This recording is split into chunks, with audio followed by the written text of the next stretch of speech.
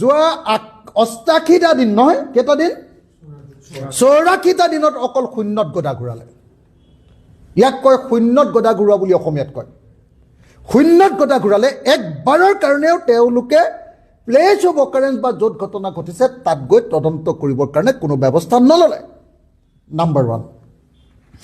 Number 2, মই বাৰম্বাৰ কৈ আছোঁ যে ভাৰতবৰ্ষৰ BNSS 2023-এ 112 নম্বৰ যিটো ধাৰা তাত স্পষ্টকৈ কৈ দিছে যে বিদেশত ঘটনা ঘটিলে আমি নিশ্চিতভাৱে কোৰ্টৰ জৰিয়তে লেটাৰ্ছ ৰেগুলেটৰী পঠিয়াইহে কেৱল তদন্ত কৰিব পাৰিম আৰু তথ্য আনিব লাগিব।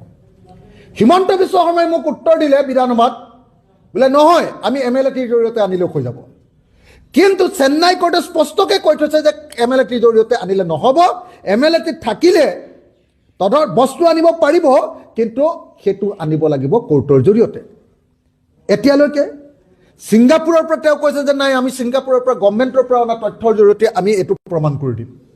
আৰু ছিংগাপুৰ গভৰ্ণমেণ্টে কৈছে যে জুবিন গাৰ্গৰ মৃত্যুটো হত্যাকাণ্ড নহয়। ছিংগাপুৰ গভৰ্ণমেণ্টে কৈছে যে জুবিন গাৰ্গৰ মৃত্যুত কোনো ধৰণৰ ফাউল প্লে নাই, কোনো ধৰণৰ বেমেজালি, কোনো ধৰণৰ কেলেংকাৰী নাই, সেইটোতো স্বাভাৱিক মৃত্যু।